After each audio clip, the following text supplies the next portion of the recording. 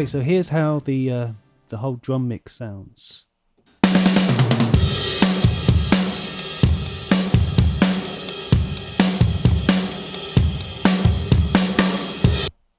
Pretty cool.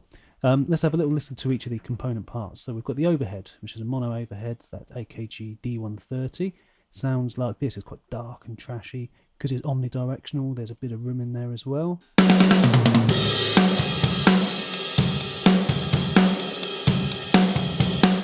I actually think that on its own could be a pretty cool drum sound.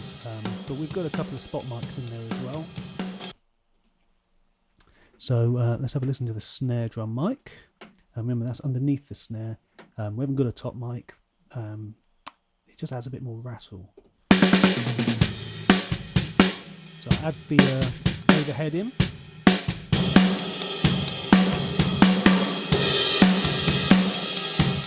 So I'm not using the snare drum mic a huge amount, just enough to sort of poke through, add a little bit more clarity and bite to that snare.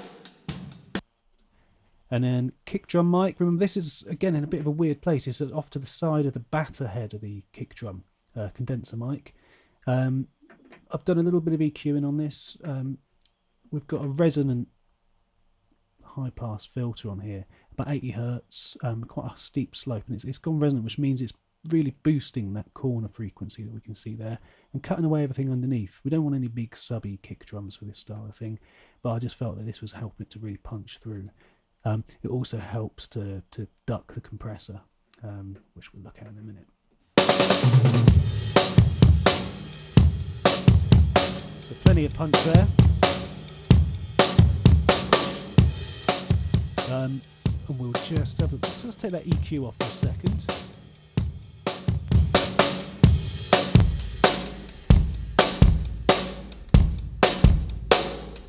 So you can really hear the sort of low end that's been cut away there. So we're keeping the punch, but none of the sub.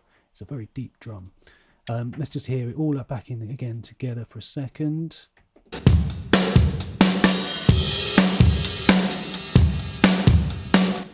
I don't know about you, but I love that. I just think it's got loads of vibe. It's really, really characterful. We're doing a little bit of bus processing on this as well. So I'm going to go through the plugins. Basically, I've been trialing these plugins by a company called Goodhertz Inc. I'm going to show you a couple of those.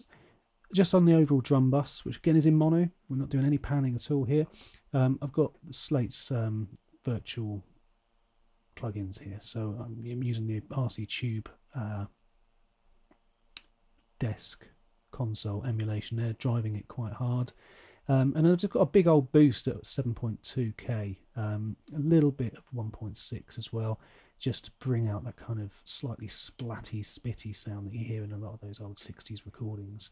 And all of this then gets pushed through to Goodhertz Wolf compressor.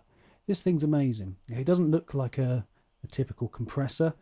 And that's a conscious decision by these guys. They don't want you to kind of feel like you're emulating anything. But I love this. I think this thing sounds great. So I'm going to just hit it off. We'll listen to the drums without it, and I'll click it in. There's going to be a big old level jump, but it's more about the character. We've got a lot of attack, hence the preset here, which I have tweaked. So that's the drums au naturel, as it were. Let's just put the compressor in.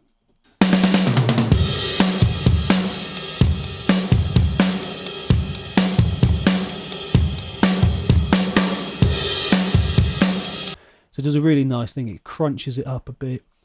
It's really ducking the top end out whenever that kick and snare are happening, so it creates a completely different groove. But there's plenty of attack and punch there as well. It's not just completely smashy. So to my ears, it works differently to the usual sort of 1176s and things like that. And that's all I've got going on them.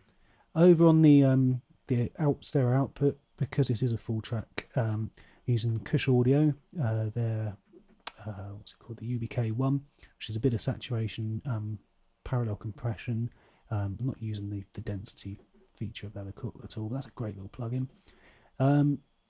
I've also got another Goodhertz plugin. This is called Wow Control. This is like their take on a tape emulator. Again, there's no spinning reels or anything like that. but this thing sounds absolutely killer. I've gone for 7.5 inches per second tape, so like a really cruddy old tape machine. I've taken some of the analog noise down, but what you find with these, this will do anything from flanging to weird cassettes breaking down sounds and really good tape emulations as well. And what I find with this 7.5 inch per second is it really emphasises the low end at the expense of a bit high, so we get even more sort of more of a dark, rich tone. So I'm just going to take that off. Let's have a listen to the drums without it.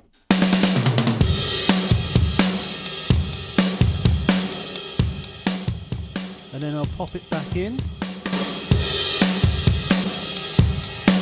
So hopefully you heard the sort of tonal shift there. Brilliant. Love it. We've also got Kush Audio's Hammer Full DSP, which is a little bit of a boost all the way down at 30, and a few other little sort of subtle tweaks. It's more of a mastering EQ there. So hopefully that's been useful for you. Go and check out Goodhertz Inc. You get a 15-day, I think it is, trial on their plugins. They are absolutely ace, all of them. Any questions, hit me up in the comments. Go have a look at www.westernaudiorecording.com. Subscribe to our Instagram, Facebook, and all the rest of it. And hopefully I'll be back soon with a couple of other exciting videos. Thanks a lot.